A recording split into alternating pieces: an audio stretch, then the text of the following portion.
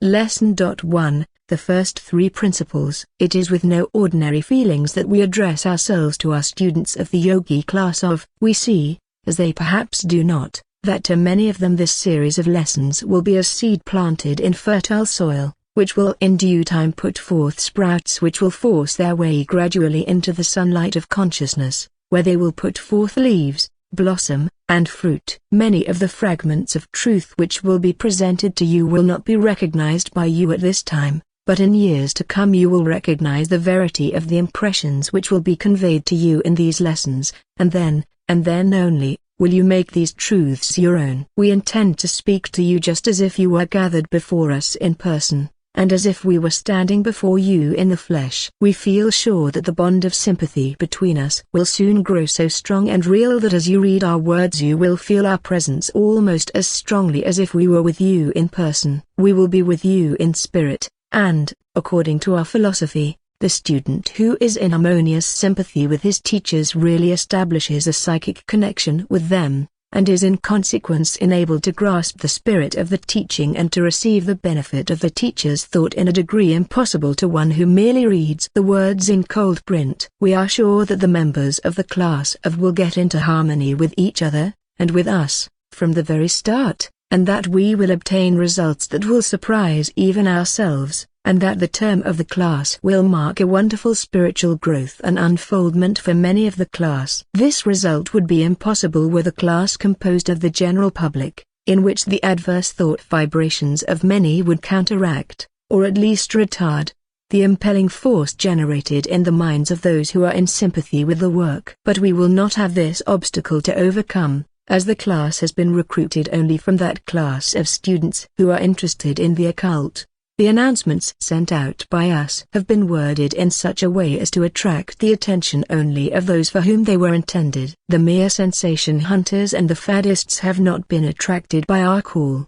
while those for whom the call was intended have heard and have hastened to communicate with us. As the poet has sung, "Where I pass, all my children know me." The members of the class having been attracted to us, and we to them, will form a harmonious body working with us to the common end of self-improvement, growth, development, and unfoldment. The spirit of harmony and unity of purpose will do much for us, and the united thought of the class, coupled with our own, will be a tower of strength, and each student will receive the benefit of it, and will be strengthened and sustained thereby. We will follow the system of instruction of the East, rather than that of the Western world. In the East, the teacher does not stop to prove each statement or theory as he makes or advances it, nor does he make a blackboard demonstration of spiritual truths, nor does he argue with his class or invite discussion. On the contrary, his teaching is authoritative, and he proceeds to deliver his message to his students as it was delivered to him, without stopping to see whether they all agree with him. He does not care whether his statements are accepted as truth by all, for he feels sure that those who are ready for the truth which he teaches will intuitively recognize it, and as for the others, if they are not prepared to receive the truth, no amount of argument will help matters. When a soul is ready for a spiritual truth, and that truth, or a part of it, is uttered in its presence or presented to its attention by means of writings, it will intuitively recognize and appropriate it. The Eastern teacher knows that much of his teaching is but the planting of seed, and that for every idea which the student grasps at first there will be 100 which will come into the field of conscious recognition only after the lapse of time. We do not mean that the Eastern teachers insist upon the student blindly accepting every truth that is presented to him. On the contrary, they instruct the pupil to accept as truth only that which he can prove for himself, as no truth is truth to one until he can prove it by his own experiments. But the student is taught that before many truths may be so proven he must develop and unfold. The teacher asks only that the student have confidence in him as a pointer out of the way, and he says, in effect, to the student, "This is the way, enter upon it, and on the path you will find the things of which I have taught you. Handle them, weigh them, measure them, taste them, and know for yourself. When you reach any point of the path you will know as much of it as did I or any other soul at that particular stage of the journey. But until you reach a particular point, you must either accept the statements of those who have gone before or reject the whole subject of that particular point. Accept nothing as final until you have proven it, but, If you are wise, you will profit by the advice and experience of those who have gone before. Every man must learn by experience, but men may serve others as pointers of the way. At each stage of the journey it will be found that those who have progressed a little further on the way have left signs and marks and guideposts for those who follow. The wise man will take advantage of these signs. I do not ask for blind faith, but only for confidence until you are able to demonstrate for yourselves the truths I am passing on to you,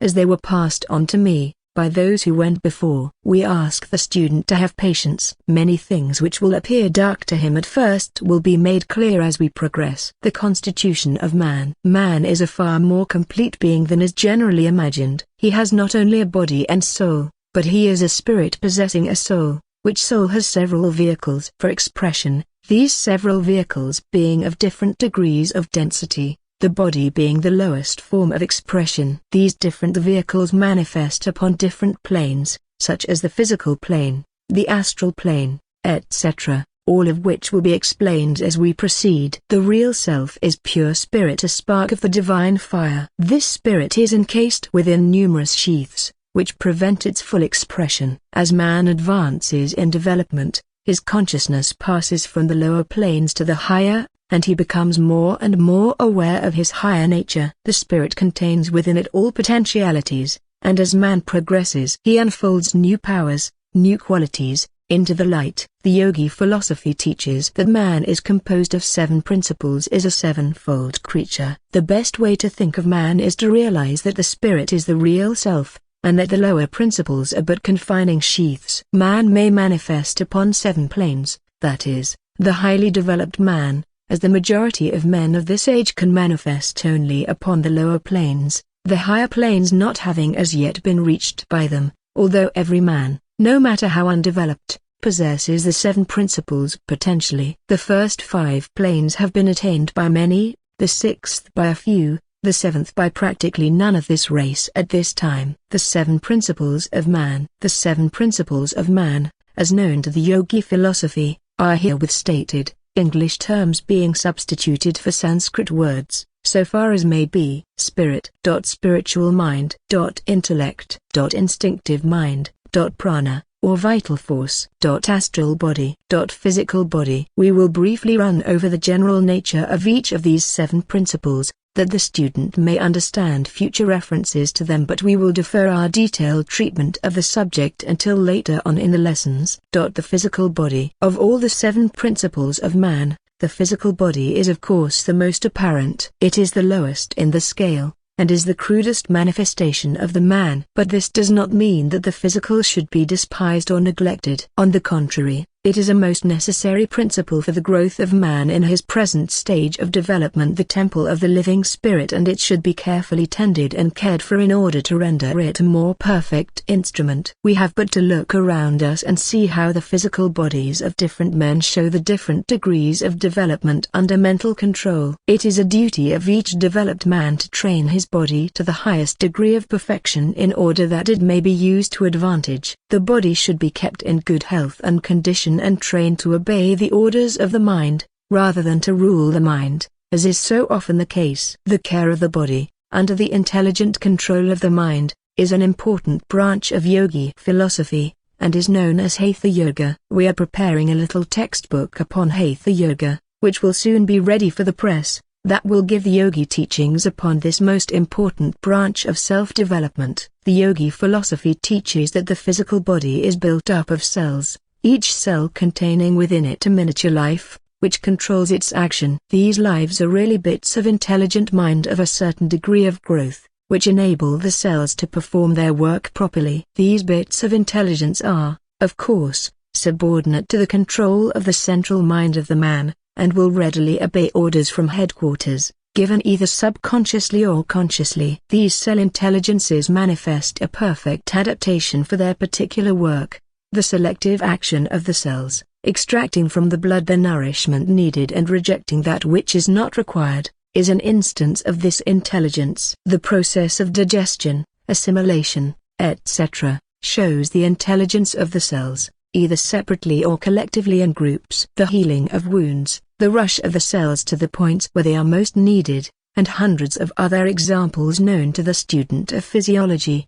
All mean to the yogi student examples of the life within each atom. Each atom is to the yogi a living thing, leading its own independent life. These atoms combine into groups for some end, and the group manifests a group intelligence. As long as it remains a group, these groups again combining in turn, and forming bodies of a more complex nature, which serve as vehicles for higher forms of consciousness. When death comes to the physical body, the cells separate and scatter, and that which we call decay sets in. The force which has held the cells together is withdrawn, and it becomes free to go its own way and form new combinations. Some go into the body of the plants in the vicinity, and eventually find themselves again in the body of an animal. Others remain in the organism of the plant. Others remain in the ground for a time, but the life of the atom means incessant and constant change. As a leading writer has said, death is but an aspect of life, and the destruction of one material form is but a prelude to the building up of another. We will not devote further space to the consideration of the physical,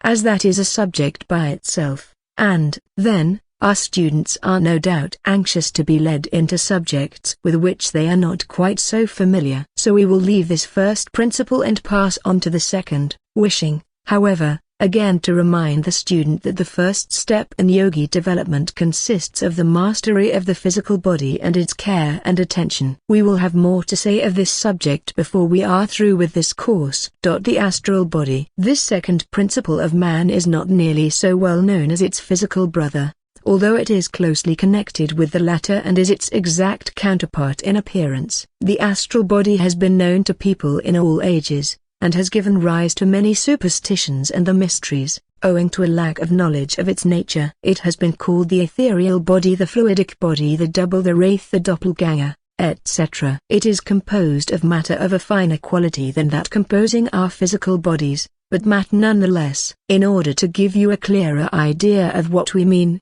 we will call your attention to water, which manifests in several well-known forms. Water at a certain temperature is known as ice. A hard, solid substance at a little higher temperature it assumes its best-known form, which we call water. At a still higher temperature it escapes in the form of a vapor which we call steam, although the real steam is invisible to the human eye, and becomes apparent only when it mixes with the air and has its temperature lowered a little, when it becomes vapor visible to the eye, and which vapor we call steam. The astral body is the best counterpart of the physical body and may be separated from it under certain circumstances. Ordinarily, conscious separation is a matter of considerable difficulty, but in persons of a certain degree of psychical development the astral body may be detached and often goes on long journeys. To the clairvoyant vision the astral body is seen looking exactly like its counterpart, the physical body, and united to it by a slender silken cord. The astral body exists some time after the death of the person to whom it belongs, and under certain circumstances it is visible to living persons, and is called a ghost. There are other means whereby the spirits of those who have passed on may become manifest, and the astral shell which is sometimes seen after it has been sloughed off by the soul which has passed on is in such cases nothing more than a corpse of finer matter than its physical counterpart.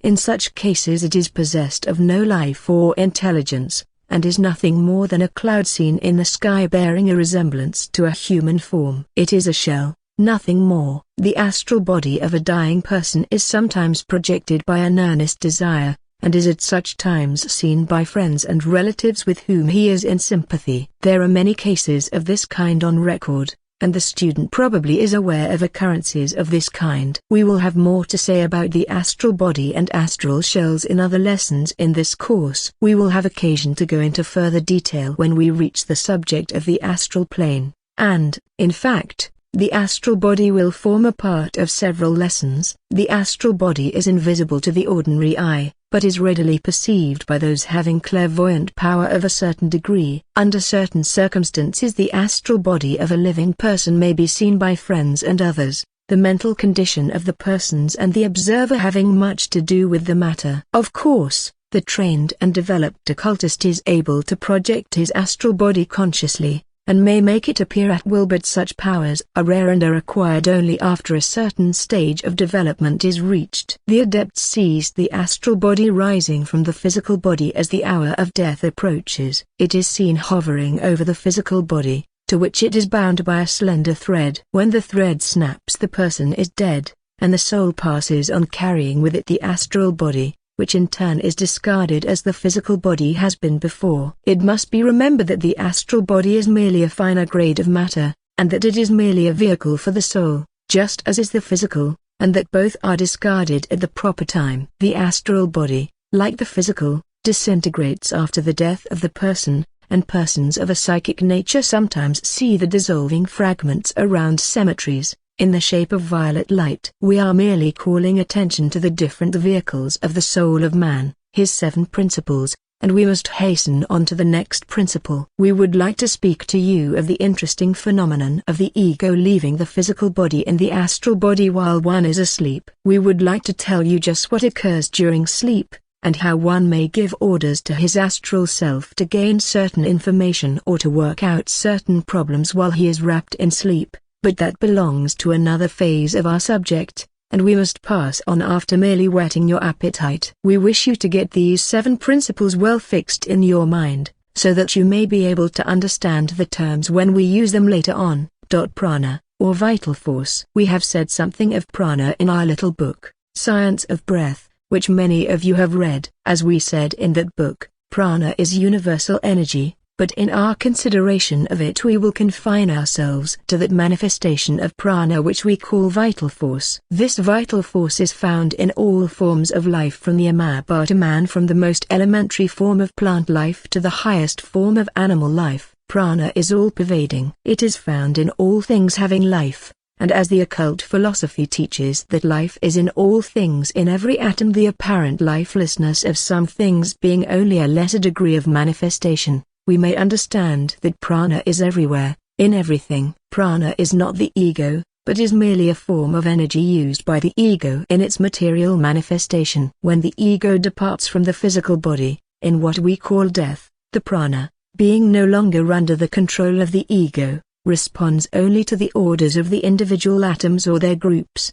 which have formed the physical body, and as the physical body disintegrates and is resolved back to its original elements, each atom takes with it sufficient prana to enable it to form new combinations, the unused prana returning to the great universal storehouse from whence it came. Prana is in all forms of matter, and yet it is not matter, it is the energy or force which animates matter. We have gone into the matter of prana in our little book previously referred to, and we do not wish to take up the student's time in repeating what we said there. But before taking up the next principle, we wish to direct the student's attention to the fact that prana is the force underlying magnetic healing, much of mental healing, absent treatment, etc. That which has been spoken of by many as human magnetism is really prana.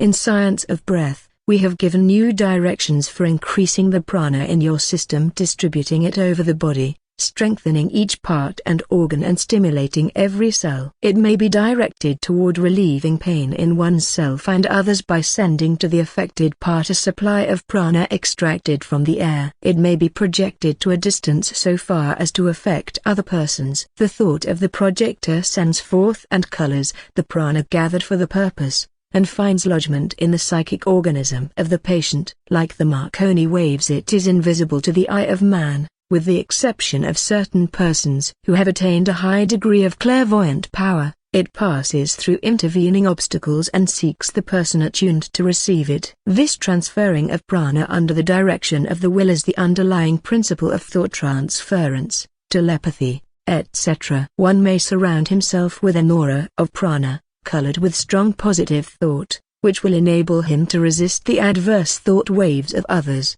and which will enable him to live serene in an atmosphere of antagonistic and inharmonious thought. We advise students to reread that portion of Science of Breath which deals with the use of prana. We propose going into great detail regarding this phase of the subject during the course of these lessons, but Science of Breath gives a good fundamental idea of the nature of prana and the methods of its use, and students will do well to refresh their minds on this subject. We do not wish to weary you by this description of each of the 7 principles, and we are aware that you are impatient to enter into the more interesting phases of the subject. But it is absolutely necessary that you obtain a clear idea of these 7 principles, in order that you may understand that which follows, and to obviate the necessity of your being sent back to relearn the lesson which you have skipped. We had this idea in mind when we started this class in November, instead of waiting until January, and we give you the November and December lessons as good measure,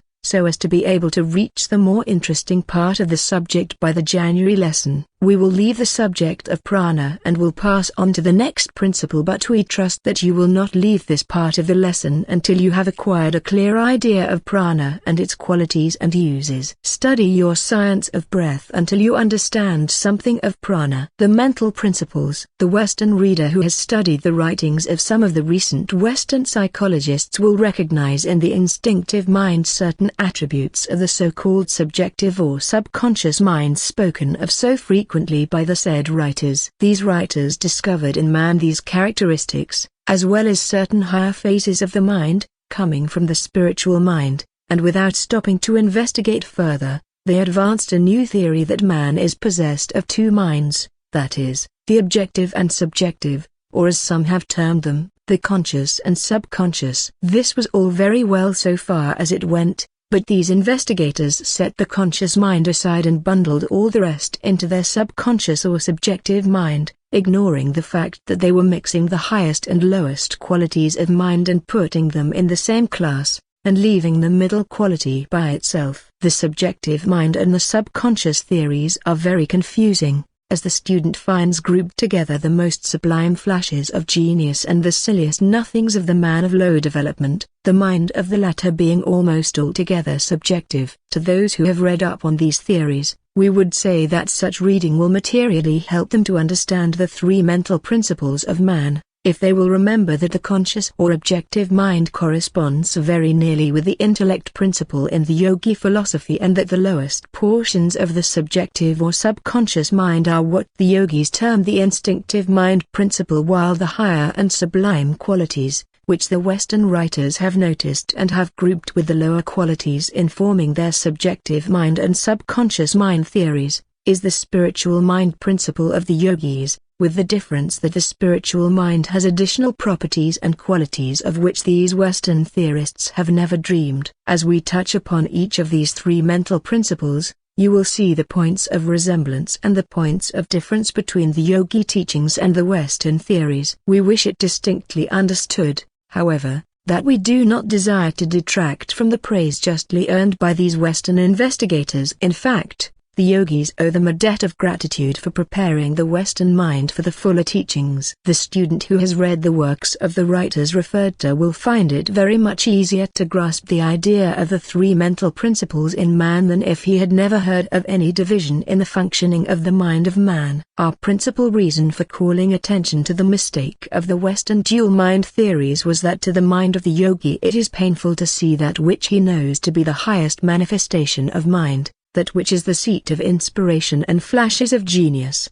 that which touches the pure spirit, the spiritual mind, which is just beginning to awaken in men of development and growth, confused and confounded with and placed in the same class with the lowest mental principle, the instinctive mind, which, while most necessary and useful to man, under the direction of his higher principle is still something which is common to the most undeveloped man, even to the lower form of the animal kingdom, yea, even to the plant life. We trust that the student will free his mind of preconceived ideas on this important subject, and will listen to what we say before forming his final opinion. In our next lesson, we will go into detail regarding each of the 3 mental principles. Meditation. We will give the class a subject for meditation each month. The concentrated thought of the numerous students composing the class cannot help bringing about advantageous results in the direction of spiritual unfoldment and growth. The student should endeavor to give a few minutes each day to silent meditation. He should find as quiet a place as possible,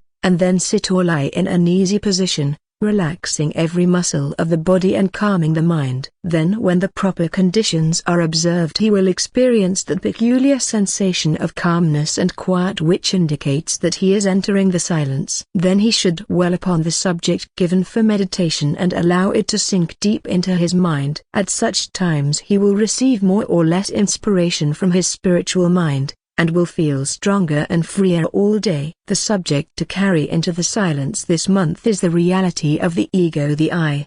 The real I is not the body, but is the spirit principle. The real I is independent of the body, which is but a vehicle for its expression. It is indestructible and eternal. It cannot die or become annihilated. Do not think of the soul as a thing apart from you, for you are the soul, and all the rest is transitory and changeable. Picture yourself, in your mind, as an entity independent of the body, and able to leave the body. Think of yourself as spirit, and of the body as a mere shell built for your convenience. During the period of meditation ignore the body entirely, and you will find that you will gradually awaken to a sense of the independent existence of the spiritual part of your nature and come to a realization of the real self. Mantram. A mantram is a word, phrase, or verse used by the Eastern people in order to concentrate upon an idea and to let it sink deep into the mind. It is similar to the statements, or affirmations, used by the mental scientists and others of the Western world. The mantram for the month is a verse from a Western poet, Mr. Or, Lord of 1,000 worlds am I, and I reign since time began, and night and day, in cyclic sway, shall pass while their deeds I scan. Yet time shall cease, ere I find release, for I am the soul of man. Commit this verse to memory, and repeat it often, letting the mind dwell upon the idea of immortality expressed so strongly, remembering always that you are the I referred to,